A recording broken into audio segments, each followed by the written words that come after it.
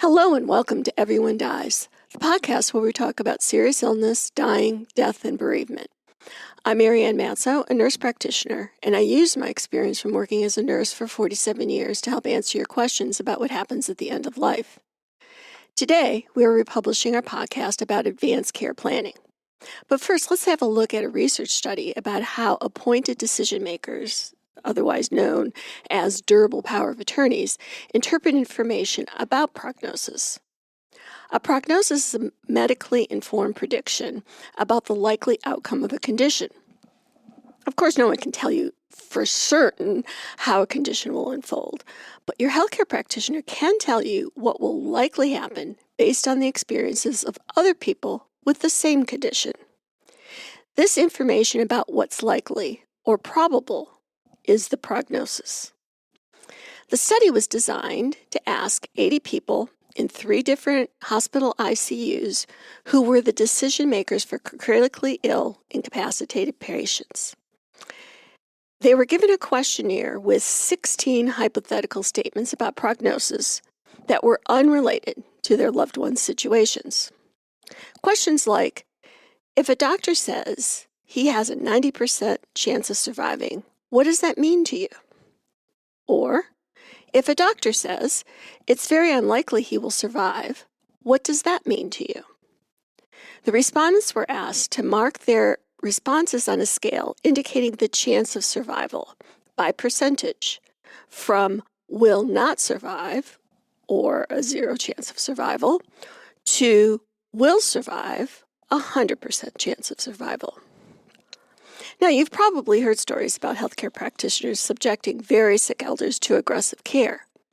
But the reverse situation also applies. Healthcare practitioners may explain that further interventions are futile, that patients won't recover, while families push for every possible treatment. Why does that happen? The assumption has been miscommunication. Either the durable power of attorney was not told, or they were told, but they didn't understand. It's a reasonable sounding explanation. Healthcare practitioners do speak a different language from families, who may also be distraught in the midst of a medical crisis. If the information were given more clearly, would the durable power of attorney comprehend it? The outcomes of this study show that's not the full story by a long shot. The 80 people who took part in this experiment were all in the middle of making decisions for incapacitated patients, either as appointed healthcare proxies or as next of kin. There's something important about the heightened emotional state people experience when someone is in the ICU. Their interpretations of what hypothetical doctors were saying about hypothetical patients proved to be reasonably correct, as long as the prognosis were encouraging. 60% responded accurately to a statement predicting a 90% chance of surviving, and only 26% answered more optimistically than was warranted. But the poorer the prognosis, the more inaccurate and more optimistic the surrogates' responses became. Only 22% correctly interpreted a statement about what a 5% chance of surviving meant, while 65% answered with greater optimism. Now, people understood the meaning of the statements and the numbers because they were accurate about the positive statements. But when they interpreted the poor prognosis, they just didn't accept or believe them. They displayed what's called a systematic optimism bias. Such bias has shown up many times before in the medical literature. Cancer patients enrolled in early phases of clinical trials, for instance, told interviewers that they understood the uncertainties of such research, yet stated decidedly over-optimistic expectations of personal therapeutic benefit. Now remember, the purpose of such trials isn't to cure individuals, but to test how new drugs or procedures work. A majority of American adults in a different study said they believed that divine intervention could save someone's life, even when doctors say further treatment is futile. When interviewers asked a subset of 15 surrogates to explain their reasoning, certain themes emerge. The surrogates invoke the Lake Wobegon effect. Those prognoses might be right for some people, but not their relative, who had some exceptional quality that would allow them to triumph. Some were skeptical about the physician's predictions, yet they weren't skeptical of the doctor's hopeful prognoses, just the bleak ones. Other surrogates just needed to hold on to hope to get through the day. These are psychological processes, not communication errors. However, such biases may have unhappy consequences for those relatives in the ICU. We know that many individuals don't want to be kept alive on life support if they have no chance of a meaningful recovery. If family members bring great optimism to their decision-making, they may go against the patient's values, wishes, and advance directives. Now, we are constantly talking about how crucial advance directives are to have your wishes known. But findings like these point out that having legal documents in place doesn't mean that families will do as asked at the end of your life. Which brings me to another point I talk about with great regularity. Who you choose to be your durable power of attorney is very important. Asking a child or spouse to be your decision maker may result in them making decisions to keep you alive despite your express wishes not to, and despite anything the healthcare practitioner is saying. Having a proxy is more important than who that proxy is. You want to choose someone who is trustworthy, competent, willing, aligned, and understanding of your values. So when choosing your durable power of attorney, look for someone who is clear about your values, willing to advocate for what's important to you, emotionally stable, has good communication skills, is available to do the job, willing to learn, and rather than someone who is your next of kin. Being biologically related doesn't make someone the best or the most objective decision maker. Think carefully about asking a healthcare savvy friend or other relative to be your decision maker so that there can be less emotion tied to the decision and ultimately less guilt for your children. This podcast does not provide medical nor legal advice. Please listen to the complete disclosure at the end of the recording. Hello and welcome to Everyone Dies, the podcast where we talk about serious illness, dying, death, and bereavement. I'm Marianne Matzo, a nurse practitioner, and I use my experience from working as a nurse for 45 years to help answer your questions about what happens at the end of life. And I'm Charlie Navarrete, an actor in New York City, and here to offer an every-person viewpoint to our podcast.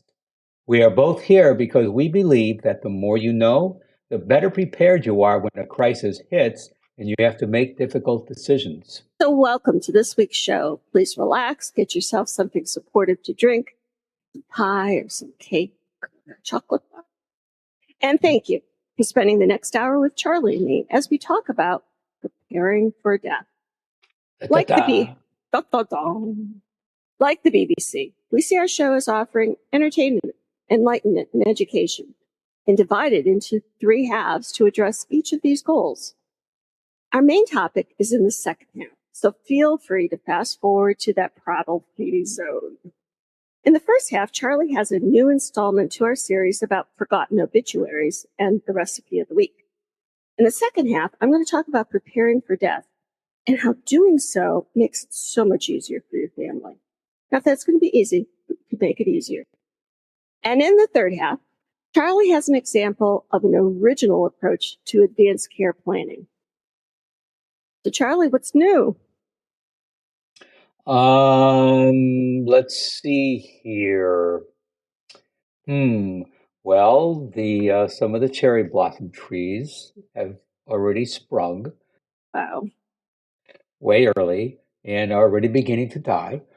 And in Washington, speaking of death, this beautiful cherry tree festival and everything.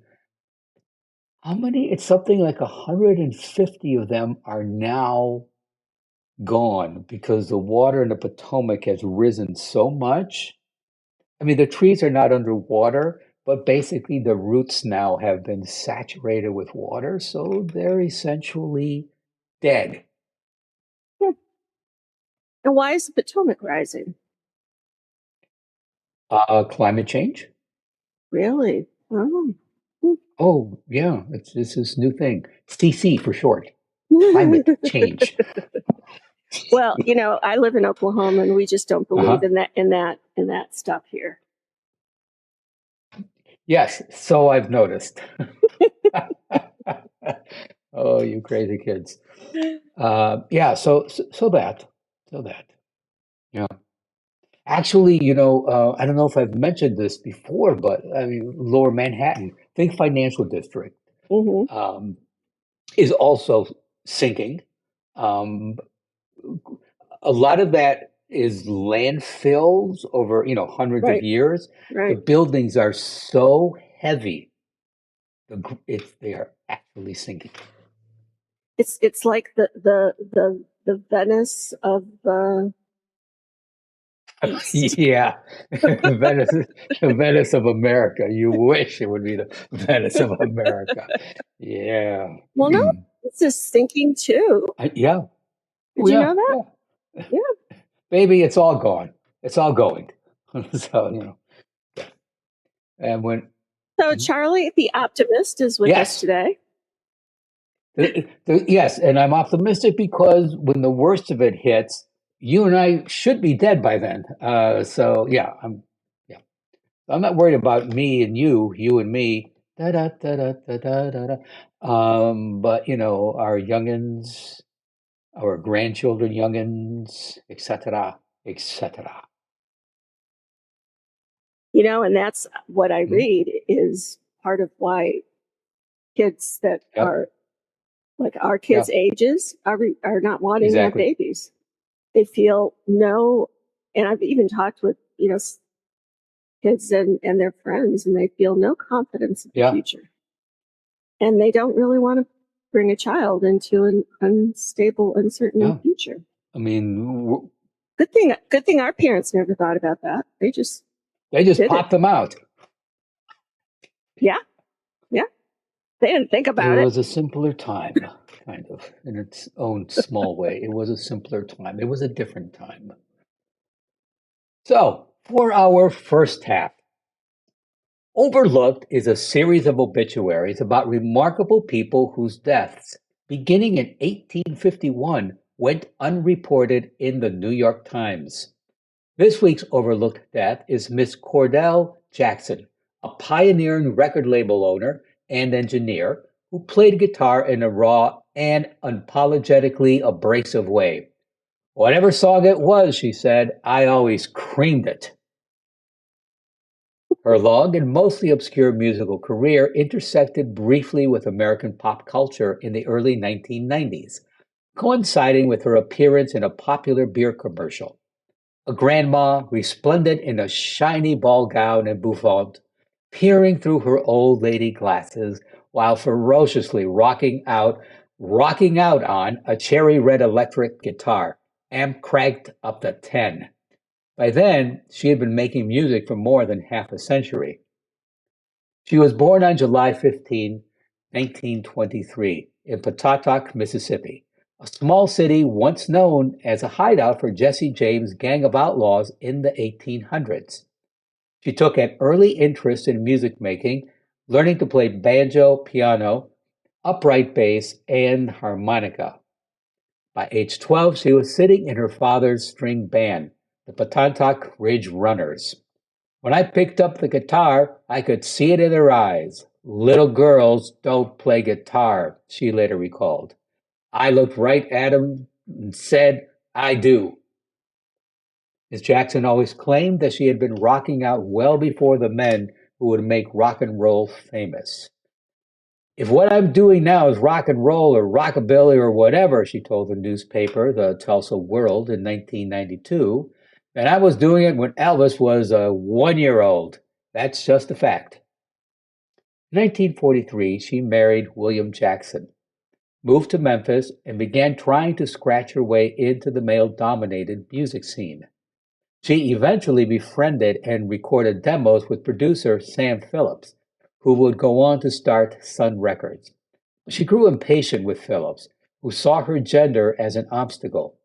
So she created Moon Records, becoming one of the first women in America to record and produce their own music, some say the first, and securing her place in history. Cordell was immune to being told no, said country singer and songwriter Laura Cantrell.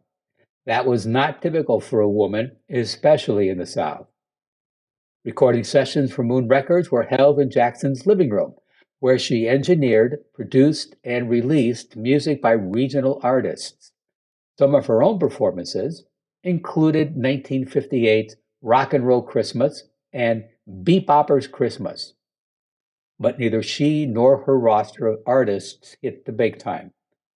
The 1960s and 70s saw her roving through a series of other kinds of work at a printing company, as an interior decorator with a real estate agency, as a DJ on the all-female Memphis station WHER, and running a junk shop.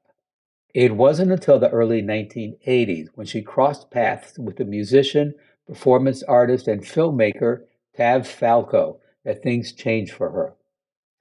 They met at a Western Sizzlin' Steakhouse in Memphis at a benefit. You remember those, Marianne? Yeah, Absolutely. I love those. Absolutely. My great aunt always call and say, "It's cookies." Yes, very fond memories with those. Every guitar player in Memphis was there, Falco said in a video interview. It included Jackson, who approached him after hearing his band cover one of her originals, Dateless Night. The two became fast friends. He invited her to appear on bills with him and his band, and she accepted, despite the fact that, at almost 60, it was her first professional live gig. This was the beginning of the second act of Jackson's musical career, as she became, among a certain set, an elder stateswoman of grungy thrash guitar. She headlined at colorful, now vanished rock clubs in New York City like CBGB, the Lone Star, and the Lakeside Lounge, as well as at Max's in Hoboken, New Jersey. She mostly played solo, but occasionally local musicians backed her up. There were no rehearsals, just, let's go. That's like us. Yes! Ay, ay, ay. Off stage, Jackson was down to earth but proper and deeply religious. She did not curse and she did not drink, quote, anything but milk or water, she told Rocktober magazine in 1993. In an interview, she said that whenever she traveled, always in her yellow Cadillac, she disliked planes, it was with her own steak, her own milk, and giant jugs of tap water from Memphis, because she didn't trust any other kind. There was an unbridled ferocity to Jackson's playing, almost as though she were fighting with her guitar to give her what she wanted in an urgent, raw, and unapologetically abrasive way.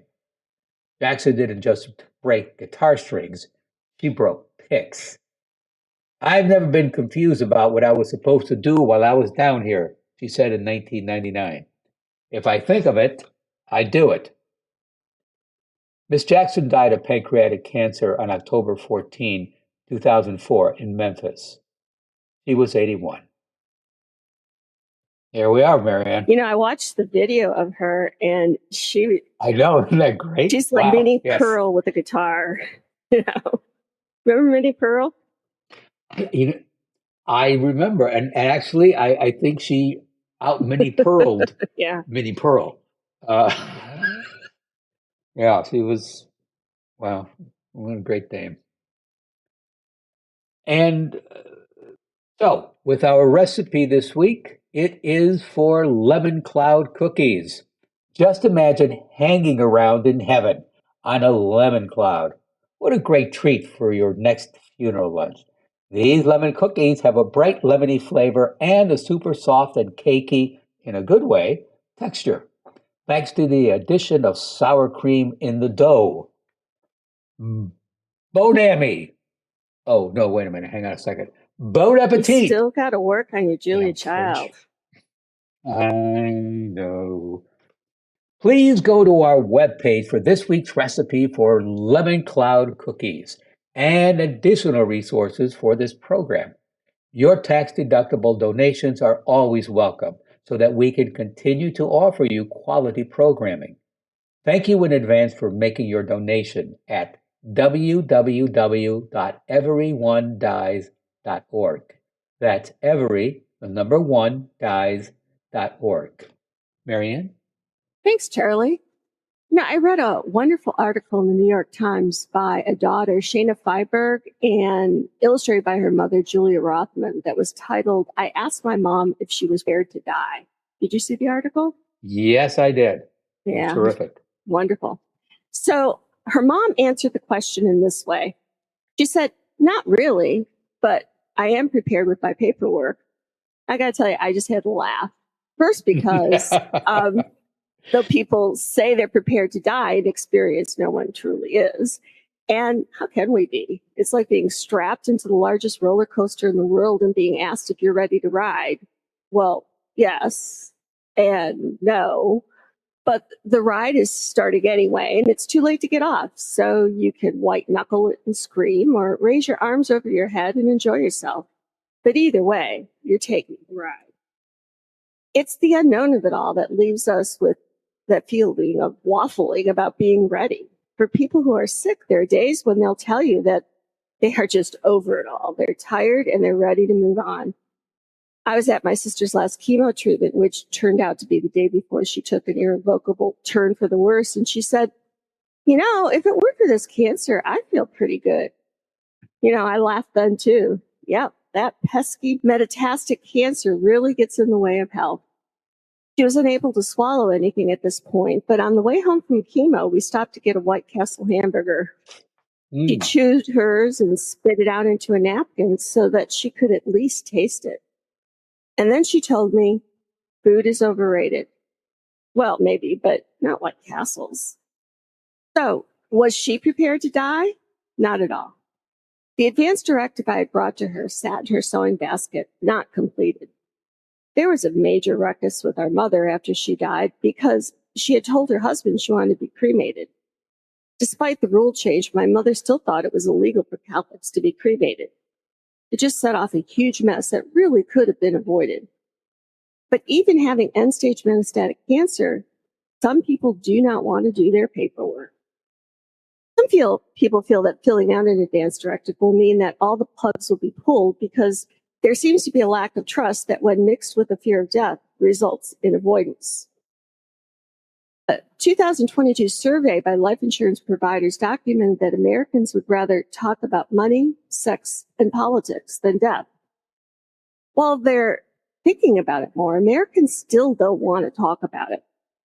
When asked to rank their willingness to talk about traditionally taboo topics, 81% of Americans chose money, followed by mental health, 58%, sex, 46%, politics, 42%, religion, 41%, and death was last at 32%.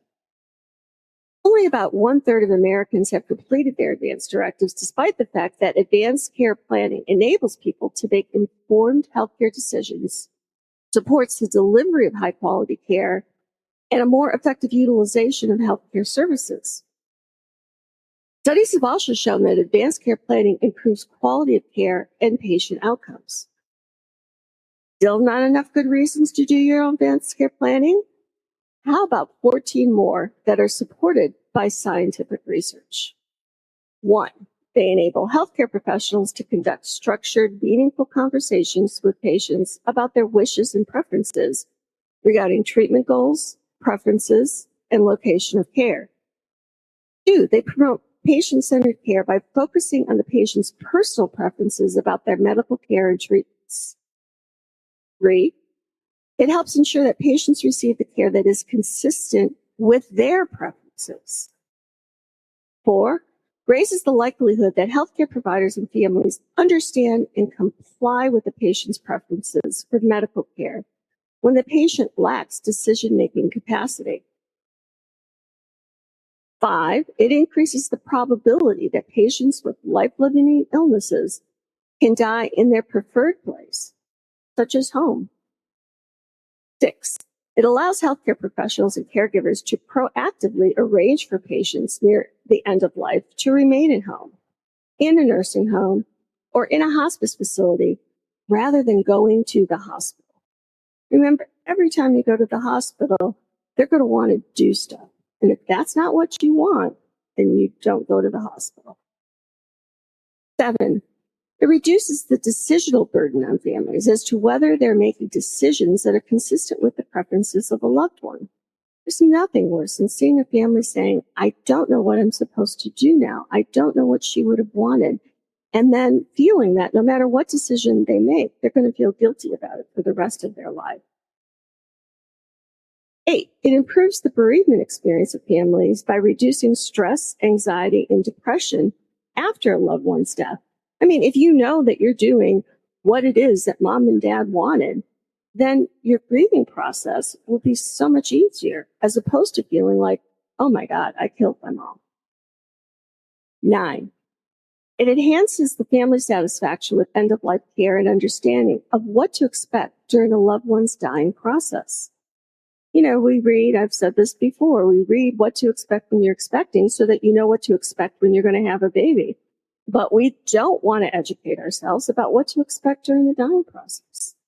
And even though we know, and we're probably preaching to the choir because you're listening to this, we know people really don't want to learn more about it, or if they do want to learn more about it, they say, oh, well, I really don't know how to learn more.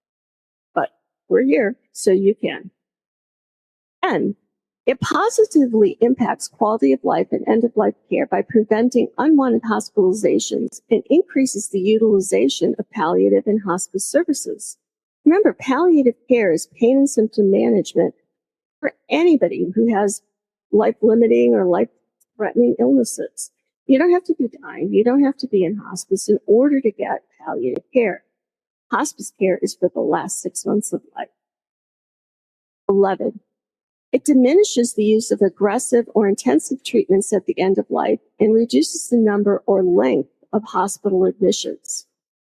So if you don't want to die in an ICU with a tube down your throat on a ventilator, then do your advanced directives so that they know we're not going to resuscitate this person, we're not going to intubate this person, we're not going to do these extraordinarily technological and painful things to allow people to die at home or wherever it is that they wish.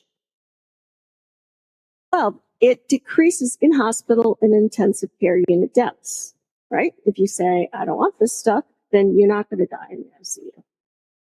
13, it reduces the cost of end-of-life care without increasing mortality, meaning we can spend less money, but you're not going to die quicker. In fact, people who go to hospices, there are studies that show this, symptoms get under control, they're sleeping better, and they live longer and more comfortably and have a better quality of life and time with their families. And lastly, 14, improves end-of-life care for individuals with dementia by allowing them to express their care preferences before cognitive function deteriorates to the point that they're unable to make their own medical decisions. Now, not talking about death is not going to make it go away.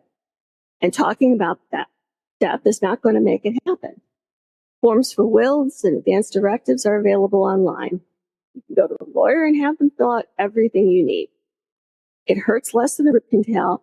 Now, it hurts less than a root canal, and once it's done, you'll likely feel some great sense of relief that it's over, and accomplishment that you did something you really didn't want to do.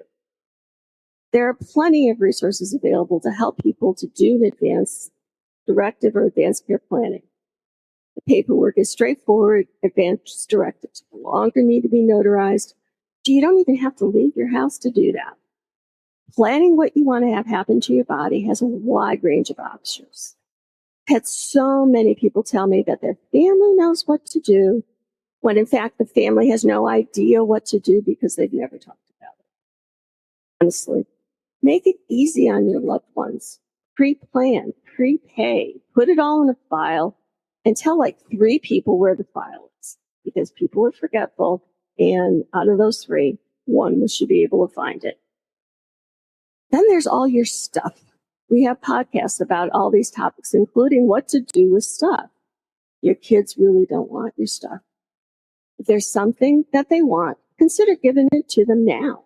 I've started to do that, and it feels good to see them enjoy it rather than wonder if it's all going to end up in a dumpster, which I've seen happen, so be warned. I've been a nurse a long time. I worked in hospice, at a cancer center, at different hospitals. I've had to deal with so many families totally adrift and surprised by the situation that they find themselves in.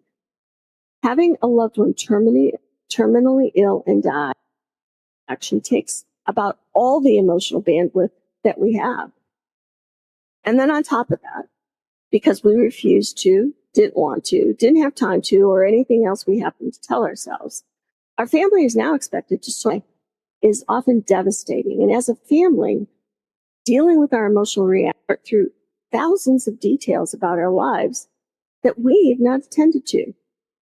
Sure, let's dump all of that on them while they're grieving and upset about our loss.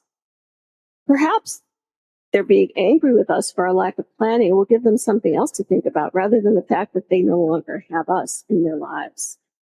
Now, life is hard. Loss is hard. Grief is hard.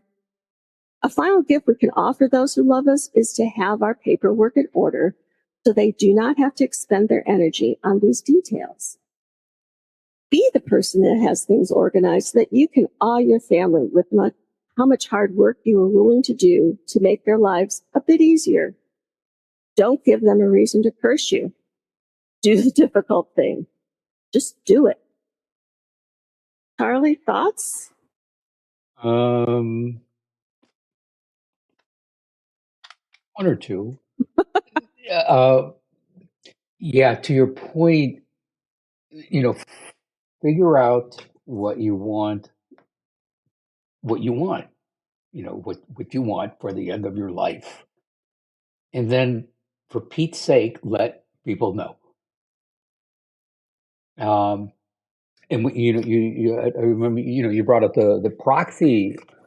In some parts of the country, it's POA. Power of attorney. Thank you. Geez. Power of attorney over a person. It's the same thing, a healthcare proxy.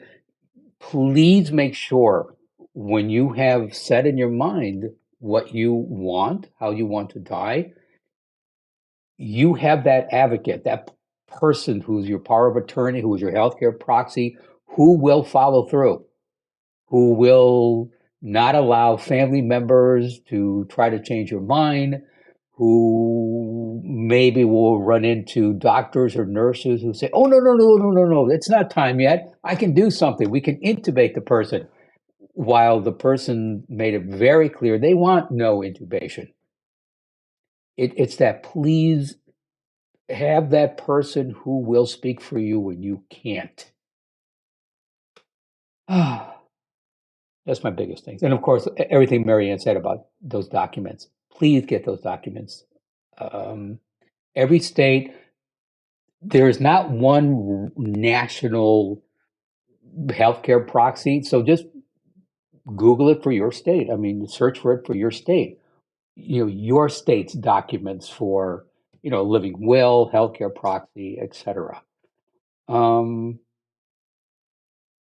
Marianne, how is there a way you bring this up to people? I bring it up all the time. Yeah, I do too. So yeah, and that's where people will say, "Oh, my family knows what to do," and I'll say, "Well, how do they know?"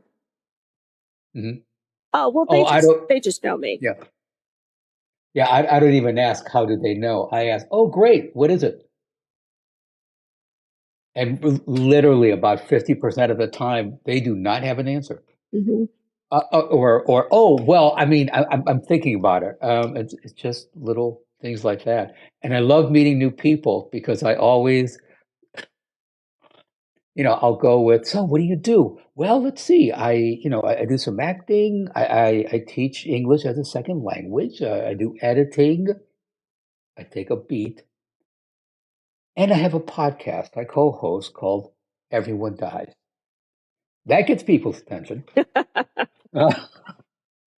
And it's everything from, oh my God, that's so morbid, that's gross. And that's just, well, how is you determining how you want to die gross?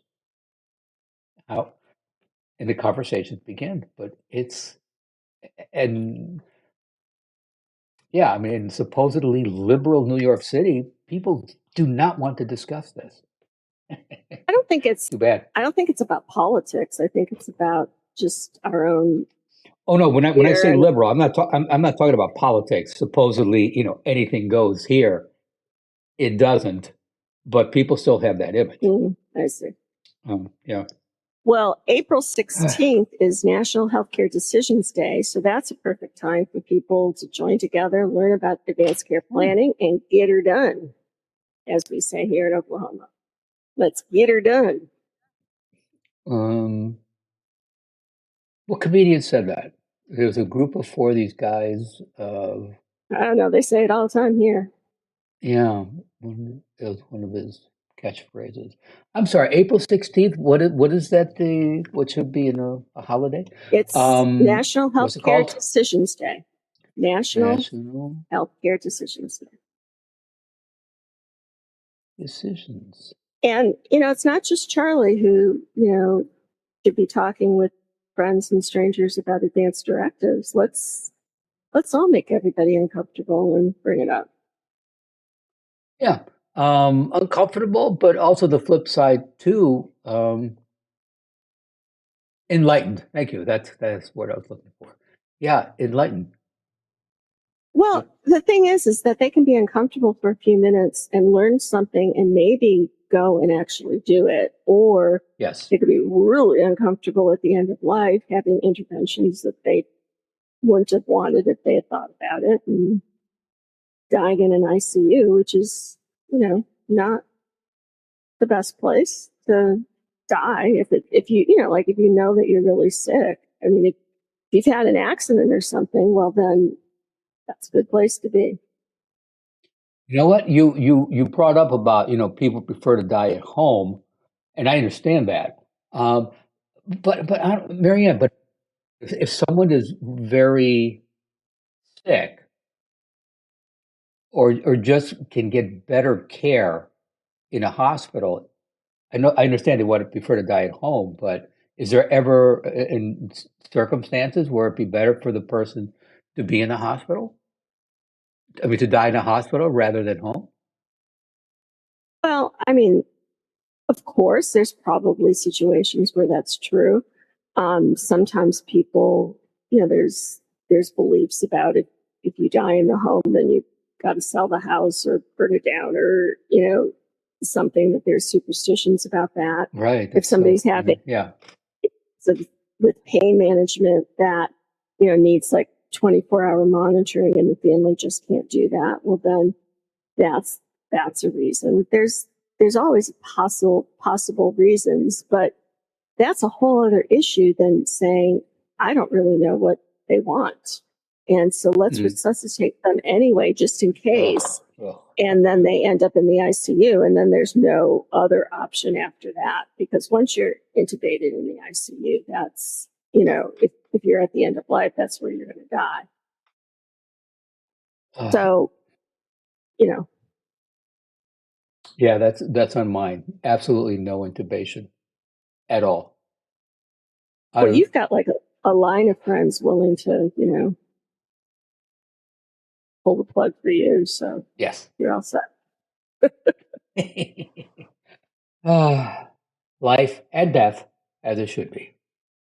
But, it's not, I say that, tongue in cheek. It's not about pulling the plug. It's about following what people want and having, we live our lives hopefully consistent in a way that we're true to ourselves, then we should be able to die in the same way. Absolutely. Yeah. Yes. For our third half, we have an original approach to advanced care planning. Marianne, do we know who this is from? Yes, but I'm not saying. Very good. A friend of mine gave this to a bunch of us, and if you knew this person, you would say, "Oh my God, this is so consistent with the way they are." And so when we decided to do this show, said this is a perfect sort of example of you don't have to get bogged in paperwork in order to express what you want. Very good. Here we go. Over the past 2 weeks, my wife and I made several trips to visit her 83-year-old father, who was in an ICU 3 hours away with pneumonia and sepsis. Last week, after multiple family discussions, we all agreed to move him to a nursing facility on hospice, where he died peacefully the next day. The day after that, my previously healthy 89-year-old father fell in his backyard, hitting his head on a brick walk. A few hours later, he was on a ventilator, again about a 3-hour drive from our home, with a hematoma in his neck that was compressing his airway. After 72 scary hours, he has been extubated and is doing well at present. When I got back home last night, I wrote this letter to my wife and 2 daughters. These instructions will not be right for everyone. What would you change to make it work for you? Dear girls, with Grandpa's death last week and my dad's current hospital stay, I am reminded that death is always near, so it seems proper to make what plans one can. As you know, I have talked about much of this before and filled out some forms, but here it is in more detail. If I am very ill and cannot communicate my wishes, 1. First, make sure communication efforts are pursued with adequate energy and diligence. Persons who are critically ill but who still have cognitive capacity and decision-making ability are sometimes not addressed directly because it seems too difficult or uncertain to get through, or because of wishes, understandable but misguided, I think, to spare them the mental stress. One of my fears of being on a ventilator is not being able to convey my wishes, such as my nose itches, or my feet are cold, or make that machine stop beeping, or tell me my condition and prognosis as clearly and completely as you can. I'm pretty sure hearing someone say, "It's not your time," or "We're not going to let you go," would not be comforting or helpful to me. I might be groggy or confused, so orienting statements, where I am, what day it is, how I got there, and repetition are useful. Number 2, please make sure my comfort is aggressively optimized. 2A, ask me if I have pain and if I want something for that. If I do, ask the nurse to treat it. If there are barriers, be polite but persistent. In most cases, can you please contact the physician? We'll get as quick a response as, "I have a sharp object in my purse and I will use it," and is less likely to lead to subsequent complications and delays. 2B, I would like to listen to music of my liking. Good choices for me include Beatles, Coldplay, TMBG, Elliott Smith, the Decemberists, Bach, and Beethoven. There's a playlist on my iPhone entitled "If I'm Sick." It's possible I would like some selections of C&W, disco, or hip hop, but why take a chance? 2C. Please avoid or minimize the use of restraints. Occasionally, those are necessary to prevent a delirious patient from pulling out tubes, but they are potentially dangerous and antithetical to comfort. Even if required, they can generally be removed while someone is present who can ensure that the patient does not pull on the wrong thing. If the nurse objects, be polite but persistent. Just in case, keep a sharp object in your purse. Number 3. Regarding the use of life-sustaining interventions, I want the same thing that most people want.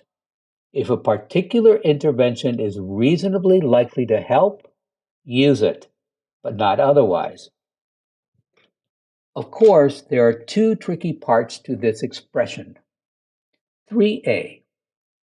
Help. What does that mean? For this context, I defined it thus. Get me to a point where I can enjoy life and interact meaningfully with loved ones. I'm sure you recognize this is different from keep me alive. 3B.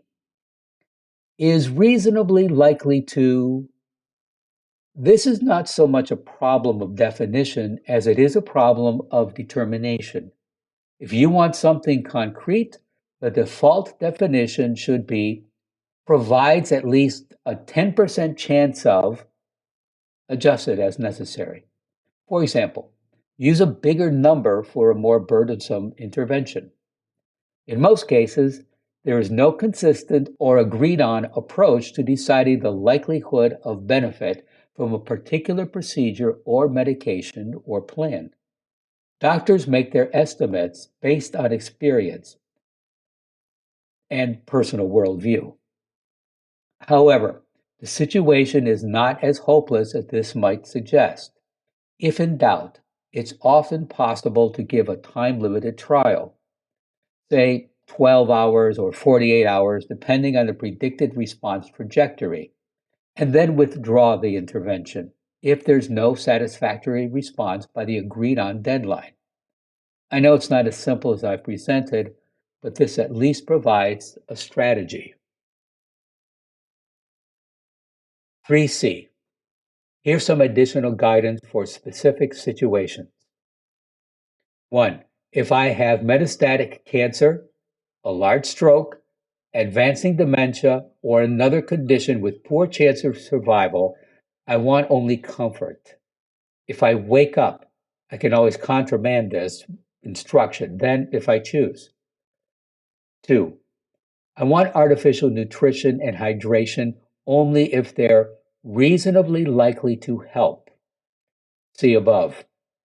Or if they are required to optimize comfort, which is rarely the case. To be more specific, if I have been persistently unconscious for more than a week with little prospect of recovery, I do not want enteral or parenteral nutrition or hydration started or continued. This can be used as a guide for other situations that are similar to, but not exactly like this.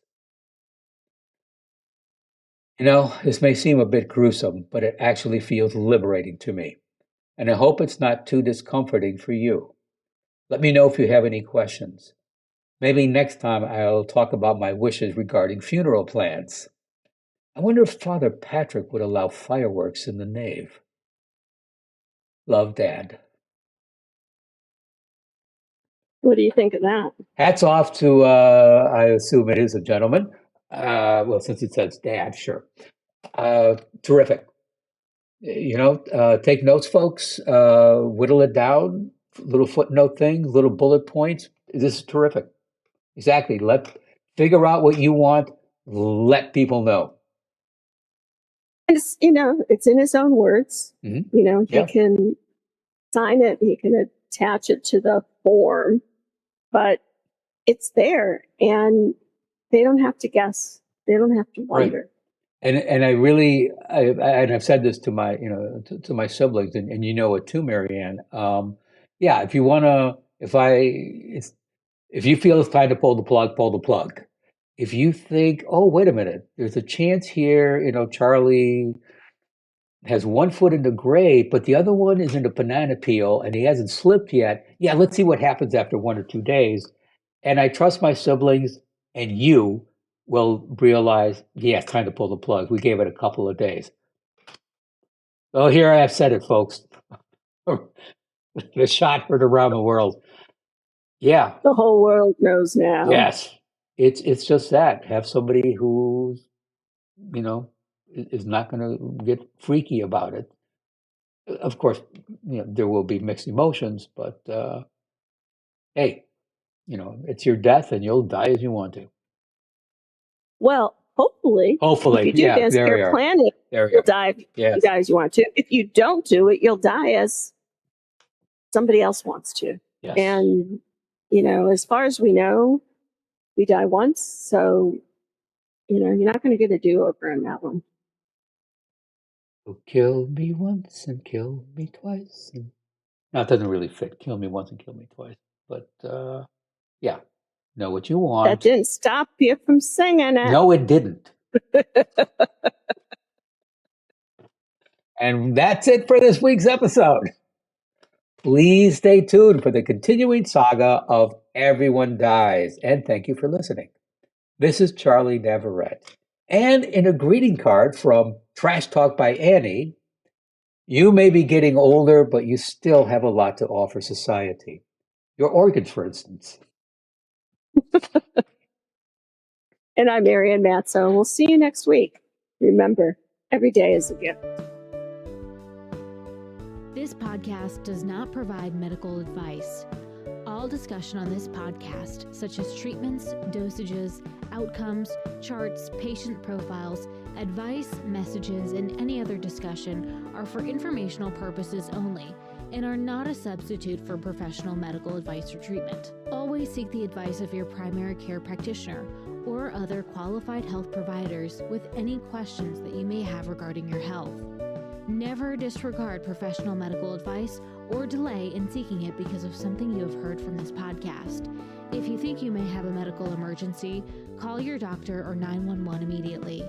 Everyone Dies does not recommend or endorse any specific tests, practitioners, products, procedures, opinions, or other information that may be mentioned in this podcast. Reliance on any information provided in this podcast by persons appearing on this podcast at the invitation of Everyone Dies or by other members is solely at your own risk.